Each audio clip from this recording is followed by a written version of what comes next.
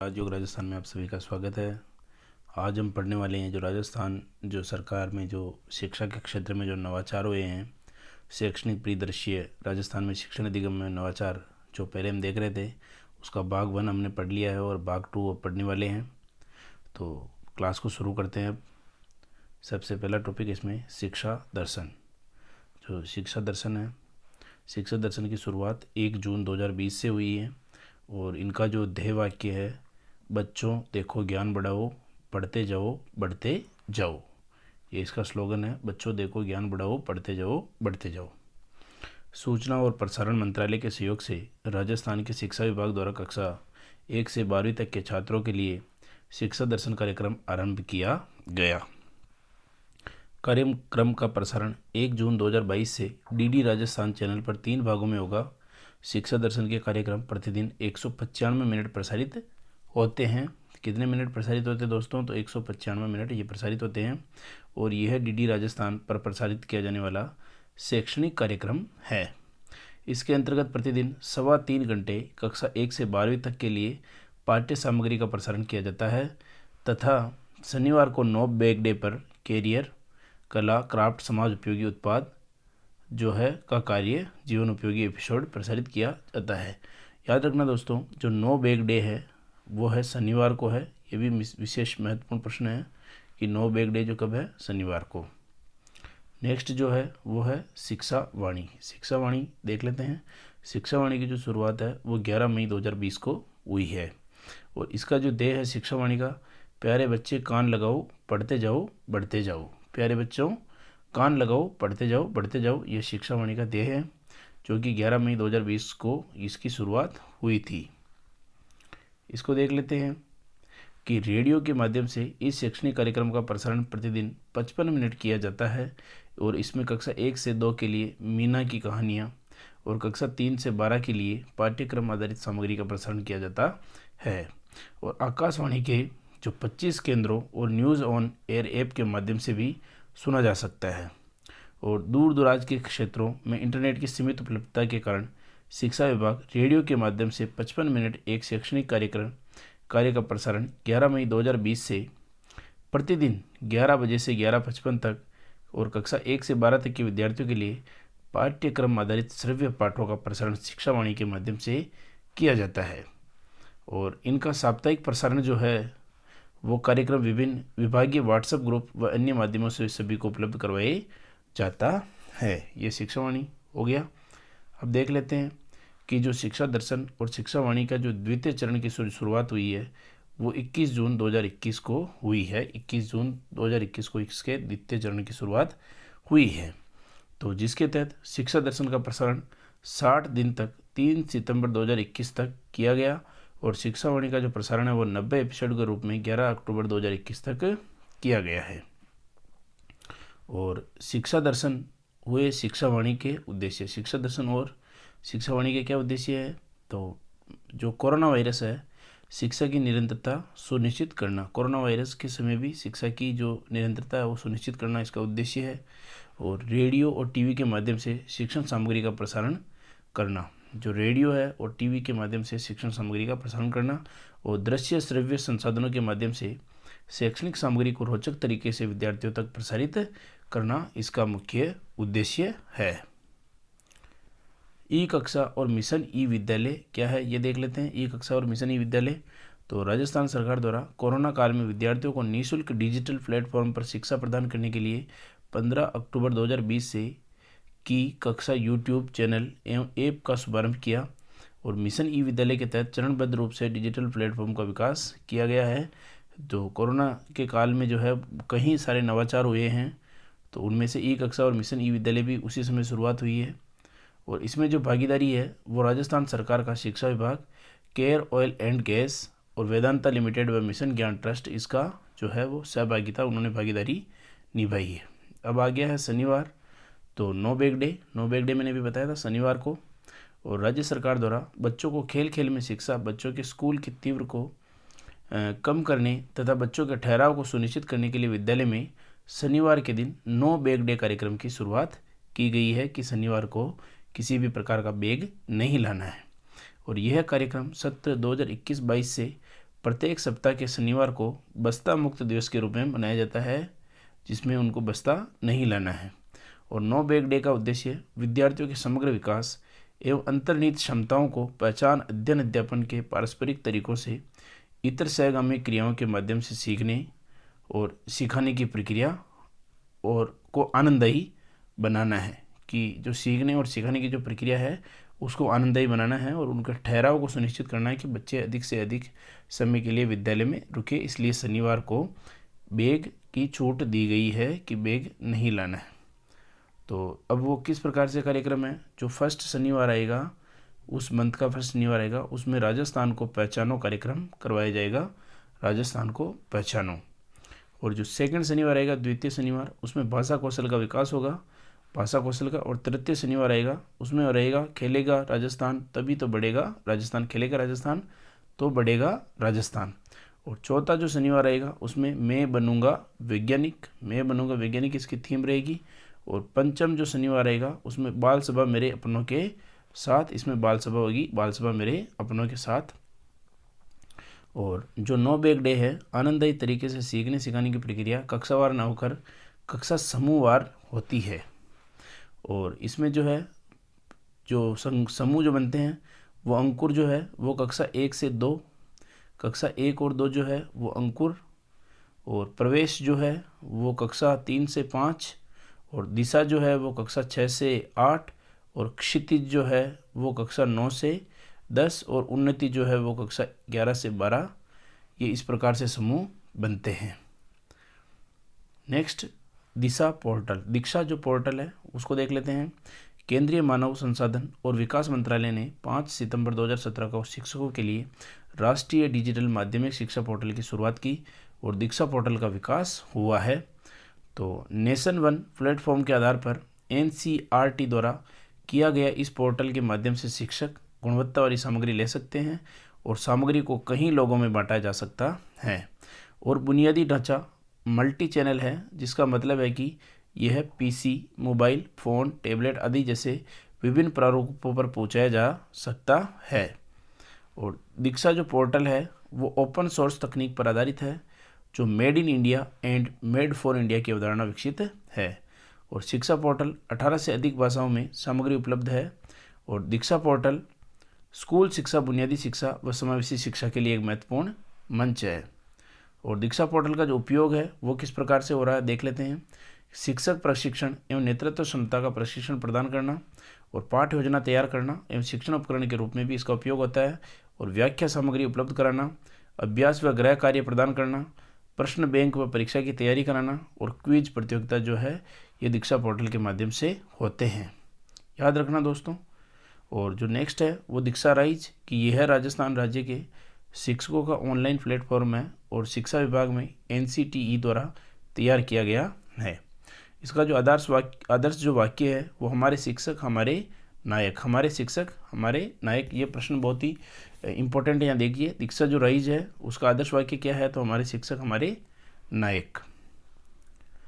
तो दीक्षा राइज का राज्य में विकास, तो RSCERT जो है वो उदयपुर के प्रभाग 4 सूचना एवं संचार प्रौद्योगिकी प्रभाग अजमेर द्वारा किया जा रहा है। और दीक्षा राइज के उद्देश्य क्या है तो वो देख लेते हैं। तो दीक्षा राइज के जो उद्देश्य है वो शिक्षकों जो है उनको गुणवत्ता युक्त मंच प्रदान करना, शिक्षकों को गुणवत्ता युक्त मंच प्रदान करना और शिक्षकों का व्यक्तिगत एवं व्यावसायिक विकास करना, उनका व्यक्तिगत और व्यावसायिक विकास करना और कंटेंट व बुक उपलब्ध कराना उनको, और ऑनलाइन शिक्षक प्रशिक्षण प्रदान करना और कक्षा 1 से 12 की पाठ्य पुस्तकों पर QR कोड उपलब्ध कराना और कठिन बिंदु चिन्हित करने हैं। कक्षा 1 से 12 की जो किताबें हैं उनमें QR कोड उपलब्ध कराना और कठिन बिंदु को चयनित करना। तो दीक्षा राइज के जो लाभ है, जो बेनिफिट्स है वो देख लेते हैं।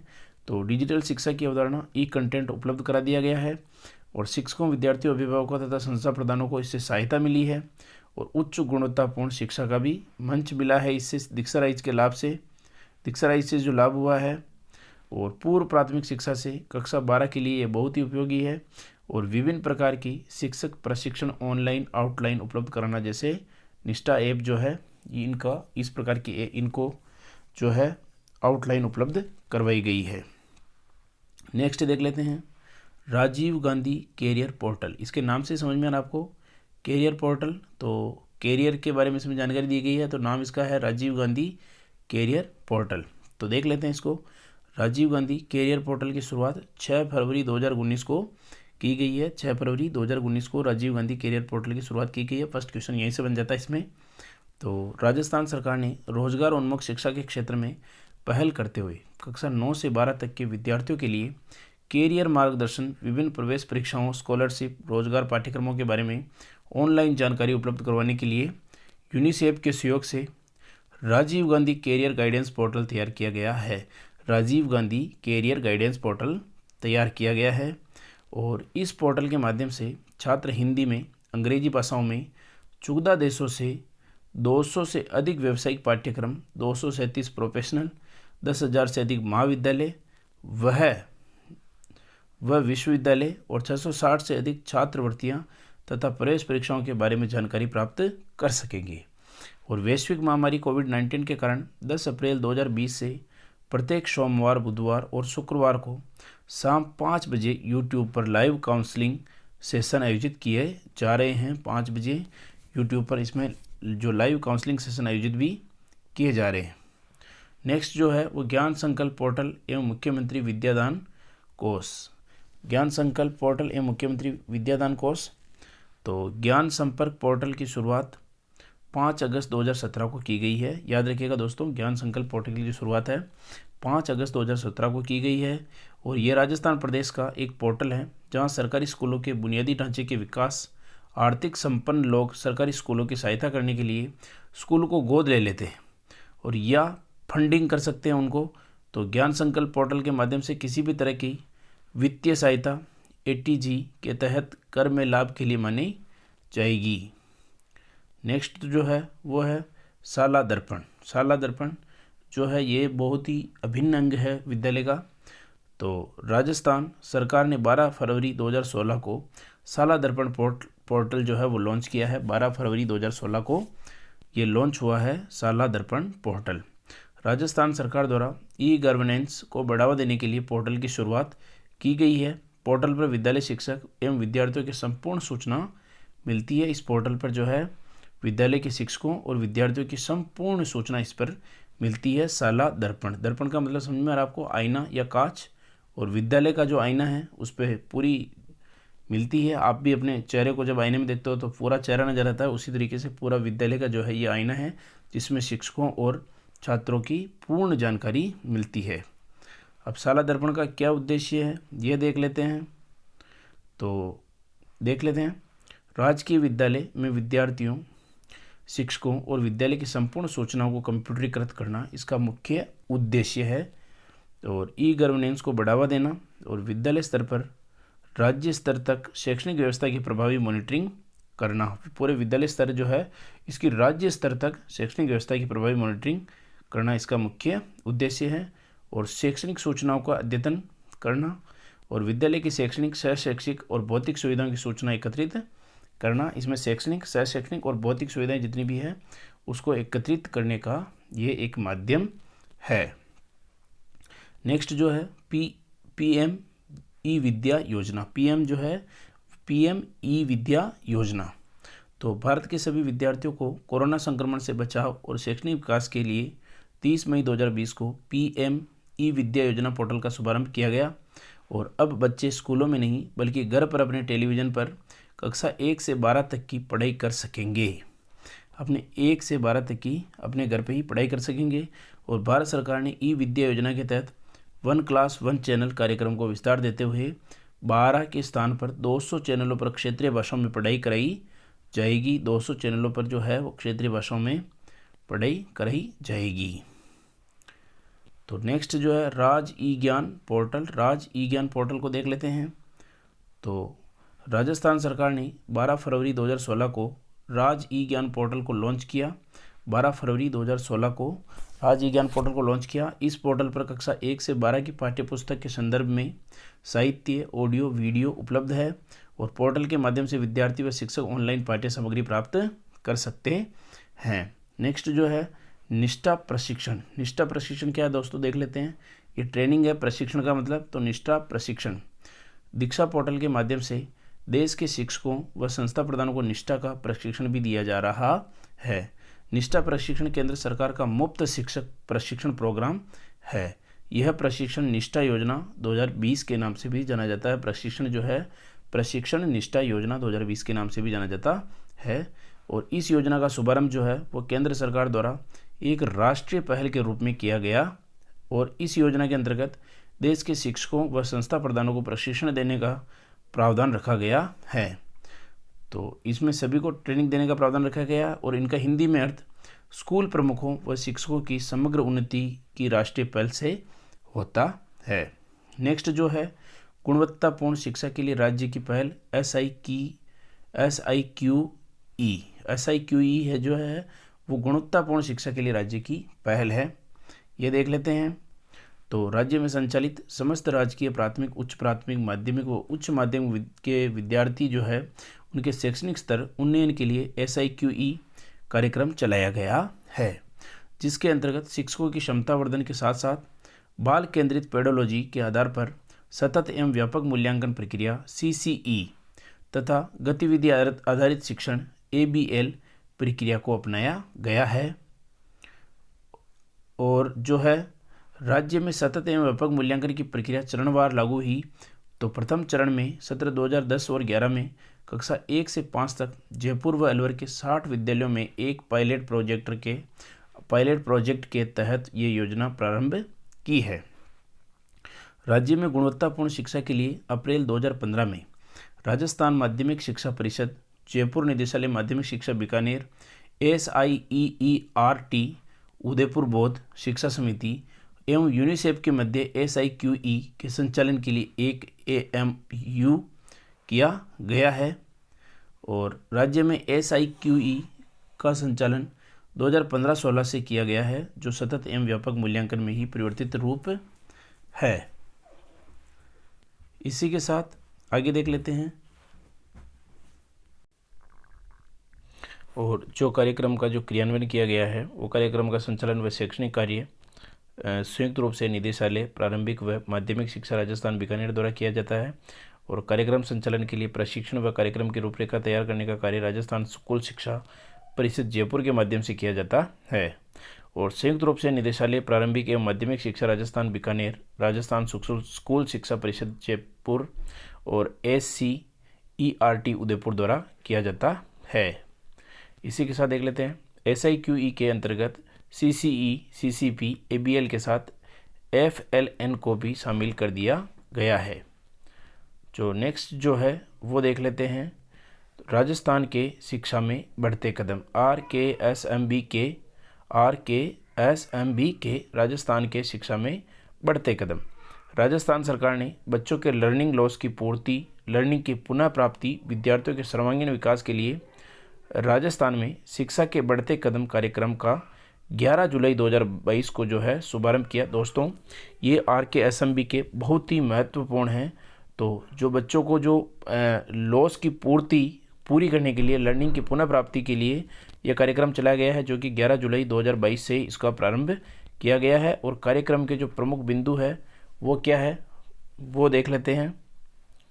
तो कोरोना के कारण हुए लर्निंग लॉस को पूरा करने के लिए शिक्षा सत्र 2022-23 में कक्षा 1 से 8 तक के विद्यार्थियों हेतु रिमीडिएशन कार्यक्रम राजस्थान के शिक्षा में बढ़ते कदम शुरू किया गया है। और इस कार्यक्रम के तहत ब्रिज कोर्स में रहने की वजह से सीखने पर बल दिया गया है।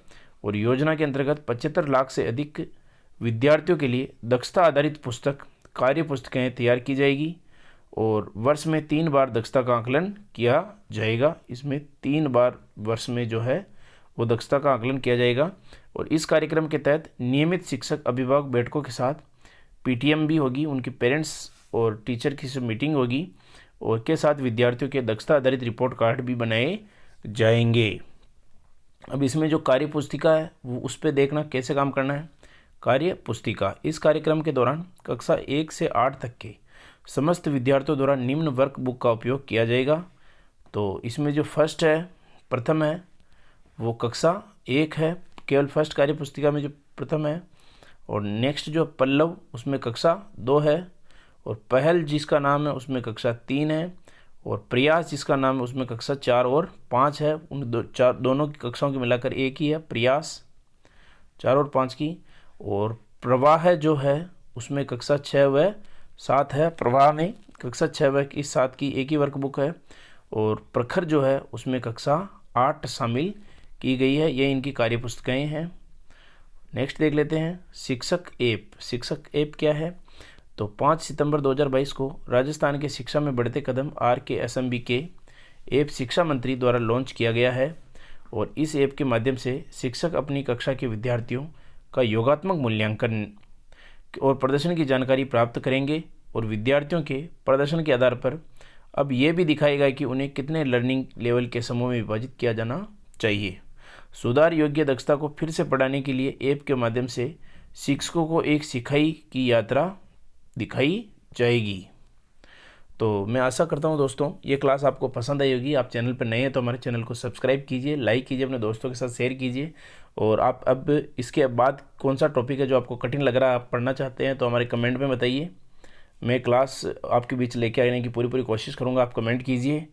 और इसी के साथ राजयोग राजस्थान में आप सभी का धन्यवाद।